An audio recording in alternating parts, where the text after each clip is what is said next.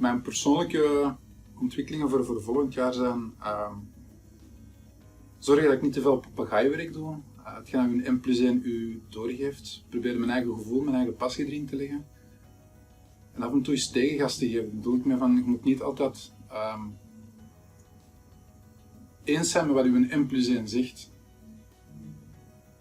En dat bedoel ik met tegengas geven. Je moet hem natuurlijk niet proberen onderuit te halen, maar het is gewoon voor mij probeer mijn eigen motivatie erin te leggen.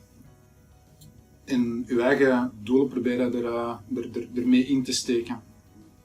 Dat is er één van. Mijn tweede doelstelling voor volgend jaar is proberen zelf bepaalde zaken meer op te volgen, beter te delegeren. Er komt natuurlijk heel veel te samen. Je moet zorgen dat je projecten klaar zijn, je moet zorgen dat je mensen gedelegeerd zijn, je moet zorgen dat die hun projecten klaar zijn, dus je moet echt wel heel veel bijhouden.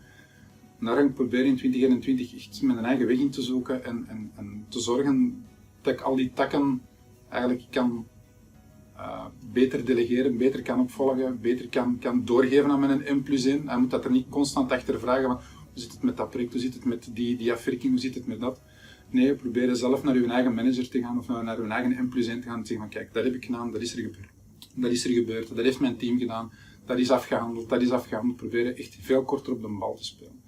Dat is mijn tweede punt. Mijn derde punt is voor ICT, voor ons gedeelte, voor onze afdeling, een eigen visie, eigen missies te creëren, eigen kernwaarden te creëren, eigen doelstellingen te creëren en dat proberen over te brengen aan mijn team en proberen naar heel het ICT gebeuren eigenlijk door te werken. Op bedrijfsniveau is dat er wel, maar op ICT-niveau is dat er nog niet. En dat wil ik wel voor volgend jaar klaar hebben, omdat bewezen is dat je een visie, missie, strategie, waarden kunt doorgeven aan je team.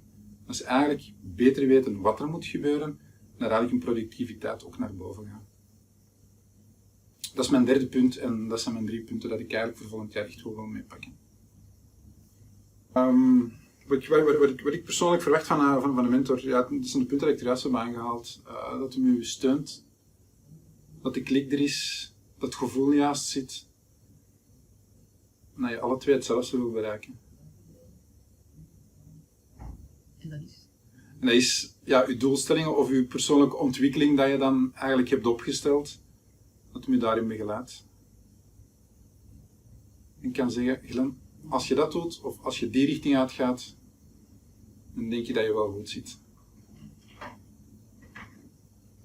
Je moet natuurlijk heel veel zelf doen, natuurlijk. Hè. Het is niet dat uw mentor alles voor u gaat doen, maar dat hij u gewoon een duwtje in de juiste richting kan geven en u gewoon een klein beetje wegwijs maakt. En dat je de rest zelf kunt doen, dan denk je dat je een goede mentor hebt.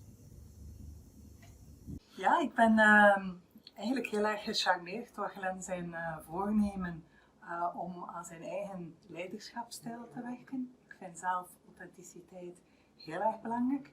Niet alleen naar de geloofwaardigheid naar uw team toe, maar ook naar eigen motivatie, u echt goed voelen in uw job. Authenticiteit is natuurlijk nog iets anders dan gewoon jezelf zijn. Hè. Dat is iets waar je echt heel bewust mee moet omgaan. Heel goed bewust moet zijn van de impact die je hebt. De impact die je hebt op je team, op de organisatie, op de performance ervan. Dus dat is eigenlijk iets waar we samen kunnen aan werken, aan het ontwikkelen van die leiderschapsstijl, vanuit een stukje kritisch denken. Groeien is voor mij ook een stukje werken aan doelstellingen. En die doelstellingen kunnen te maken hebben met leren delegeren, beter leren opvolgen.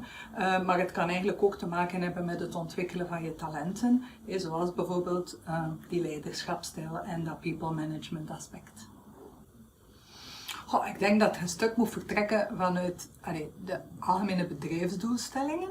En zien van kijk, mijn afdeling, hoe draagt hij bij aan die doelstellingen? En van daaruit een stukje, dat is niet echt een visie of een strategie, maar van daaruit eigenlijk een plan te gaan schrijven.